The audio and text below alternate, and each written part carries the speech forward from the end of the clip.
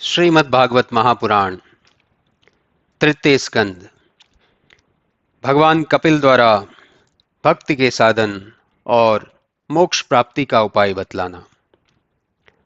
श्री भगवान बोले, हे मानवी, सब दुखों का मूल अहंकार है। इसे त्याग कर जो सब गुणों से परे अर्थात कर्तापन के भाव से मुक्त रहता है, जानो सब कुछ करता हुआ भी वह मुक्त ही है। कर्तापन का द्वेष ही देवताओं से लेकर पशु पक्षी और मनुष्य तक को योनियों में फंसाता रहता है। अन्यथा ज्ञान से देखने पर संसार कुछ है ही नहीं। जैसे स्वप्न में अनर्थ की प्राप्ति नहीं छूटती, वैसे ही विषयों के चिंतन से आवागमन नहीं छूटता। इससे मनुष्य को चाहिए कि वह विषयों से तीव्र वैराग्य को प्राप्त करे और भक्ति योग से युक्त होकर अपने को पूर्णता वश में कर लेवे।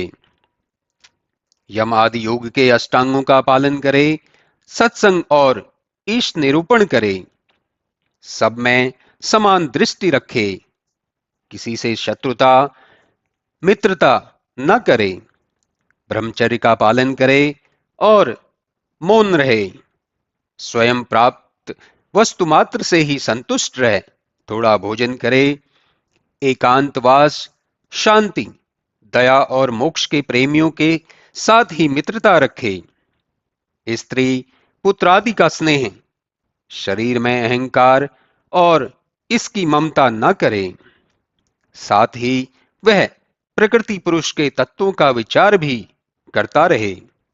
वही ज्ञान युक्त योगी जागृत, स्वप्न, सुषुप्ति तीनों अवस्थाओं को प्राप्त करता है और वही शुद्ध आत्मा को जानकर आत्मदर्शी होता है।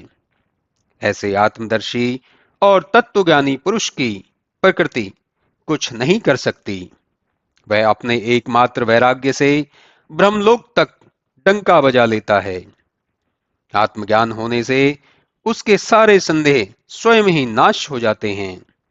यहां तक कि ऐसा योगी लिंग शरीर का भी नाश कर आवागमन से मुक्त हो जाता है।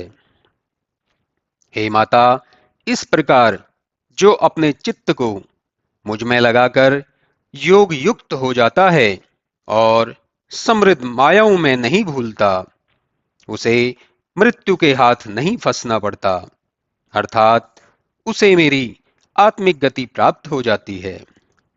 श्री कपिल भगवान बोले, हे राजकन्या, अब मैं तुमसे एक ऐसा योग कहता हूं जिसके अभ्यास से मन उत्तम मार्ग को प्राप्त हो जाता है। कल्याण की इच्छा रखने वाले पुरुष को चाहिए कि वह मेरी लीलाओं का अपने मन में ध्यान करे। यह ध्यान योग सब योगों से श्रेष्ठ है। ध्यान करते करते जब मन एकाग्र हो जाता है, तब साधक को बड़ा आनंद आता है। ऐसे योग साधक को उचित है कि वह निरालस्य को प्राणवायु में वश से करे और इसके लिए किसी एकांत स्थान में सुखासन से बैठ शरीर को सीधा कर प्राणायाम करे। प्राणायाम से मन की बहुत कुछ चंचलता और पाप नष्ट हो जाते हैं। फिर मुझ में धारणा कर संसारिक वस्तुओं से चित्त को हटाकर मन को मुझ में लगावे। आसन और प्राणायाम से मन योग युक्त एवं निर्मल हो जाता है। तब एकाग्र भाव से नासिका के अग्रभाग में मन की दृष्टि से मन को वहां स्थिर कर भगवान की सुंदर मूर्ति का ध्यान करे। भगवान तो भक्तों के हृदय में सदा विराजमान रहते ही हैं, जिनका रूप परम शांत और प्रशंसनीय है।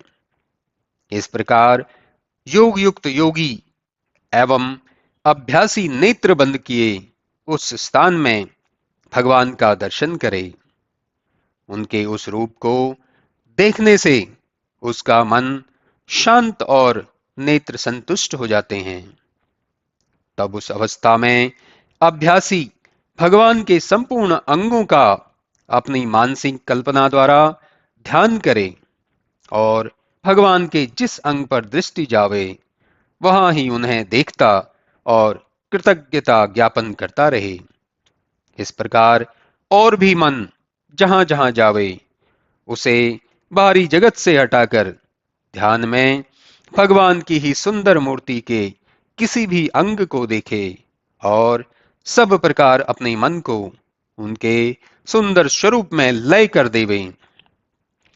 तब इस प्रकार अभ्यासी के हृदय में जो भगवान का अद्भुत प्रेम उत्पन्न होता है तो भक्ति से उसका हृदय परिपूर्ण हो जाता है और उत्तरोत्तर उसके दर्शन की उत्कट अभिलाषा से नेत्रों में अविरल अश्रुधारा चल पड़ती है। फिर समाधि सी लग जाती है और इस प्रकार योग में लगा हुआ योगी स्त्री पुरुष और धनादि की भावनाओं से विरक्त हो, अर्थात उसे स्वप्नवत ज्ञान सब कुछ करता हुआ भी मन में आसक्त नहीं होता और मुझे प्राप्त हो जाता है। देवहूति ने कहा, महतत्व आदि प्रकृति का तथा पुरुष का सांख्य में जिस प्रकार का लक्षण बतलाया गया है जिससे उनका पृथक स्वरूप ज्ञात होता है और भक्ति योग जिसका प्रयोजन है ऐसा लक्षण आपने बतलाया है। अब हे प्रभु आप मुझे भक्ति योग का मार्ग बतलाइए। हे भगवान इस जीवलोक की जो अनेक गतियां हैं उनका भी आप मुझसे वर्णन कीजिए जिससे पुरुष सबसे राग शून्य हो जावे। ब्रह्मादि के भी नियंता ईश्वर रूप काल का जो आपका ही स्वरूप है जिसके भय से लोग पुण्य करते हैं उसका स्वरूप आप हमें बतलाइए। मिथ्याभिमान के कारण आसक्त बुद्धि से शांत और अपार संसार में चिरकाल से प्रसुप्त अज्ञ लोकों के प्रबोध के लिए आप निसंदेह भक्ति ज्ञान योग रूप कमल के प्रकाशक सूर्य उदित हुए हैं। मैत्रेय जी ने कहा, हे कुल श्रेष्ठ तब इस प्रकार माता के सुंदर वचनों को सुनकर प्रेम युक्त हो उसकी प्रशंसा करके करुणा भरे चित्त से महामुनि कपिल श्री भगवान ने कहा, हे माता भक्ति के अनेक मार्ग हैं। स्वभाव की वृत्ति से ही भक्ति के भेद होते हैं। राजस तामस और सात्विक भाव से यह तीन तो इसके मुख्य भेद जानो। ऐसे तो मैं सभी भक्तों के हृदय में निवास करता हूं, परंतु फल की इच्छा वाले को फल, सायुज्य मुक्ति वाले को सायुज्य मुक्ति और नाना प्रकार की इच्छा करने वालों को उनकी उपासनाओं के अनुसार ही फल देता हूं। इसमें एक सुगम और उत्तम मार्ग यह है कि मनुष्य अपनी श्रद्धा भक्ति से हिंसा रहित हो सब कर्मों को करता रहे और मेरी मूर्ति का ध्यान स्पर्श पूजन स्तुति और प्रणाम करता रहे। सब प्राणियों में मेरी भावना करे। धैर्य वैराग्य संतों के दर्शन दीन दया सब में मित्रता और यम नियम का पालन करे। सत्शास्त्र का श्रवण सरलता निरहंकार उत्तम पुरुषों का साथ और सदैव मेरे नाम का जप। जिसका चित्त ऐसा पवित्र हो वह अंत में मुझे प्राप्त हो जाता है। यह भक्ति योग सब योग से उत्तम और निश्चय ही मुझे प्राप्त कराने वाला है। हे अम्बे मैंने भक्ति और योग दोनों का विचार तुमसे कहा। इसमें किसी एक का भी नियम पालन करने से ईश्वर प्रसन्न होकर प्राप्त हो जाते हैं। ईश्वर सभी में समान भाव से स्थित हैं और वही भगवान का ब्रह्म स्वरूप है और इसी को देव भी कहते हैं। वही सब कर्मों की गति है, परंतु वस्तुओं में जो रूप परिवर्तन होता है उस रूप के भेद का कारण काल है। काल सबसे प्रबल है और इसके आगे किसी का वश नहीं चलता। यही महत तत्व आदि में भी शोभ करता है और बड़े बड़े तत्वदर्शी भी इससे भयभीत हो जाते हैं। यही सबका संहारक है और यज्ञों का फल देने वाला है। यही सबका आश्रयभूत, ब्रह्मादिकों का स्वामी और विष्णु नाम से विख्यात महाकाल का भी काल है। यह महादुर्जय किसी का मित्र नहीं है और न शत्रु ही है। इसी के वश यह चराचर जगत स्थित है और यही सबको उत्पन्न करता है और मृत्यु बनकर यमराज को भी मारने वाला है। श्री भगवान बोले, हे माता, यह काल इतना बलवान है कि इसे किसी के भी पराक्रम का भय नहीं है। मनुष्यों को सदैव इसका ध्यान रखना चाहिए। इस दुर्जय काल से बचने का एक यही मार्ग है कि दुख रूप वस्तुओं का मनमाना संग्रह ना करें। विषयों से विरक्त होना लोक परलोक दोनों में सुखकारी है।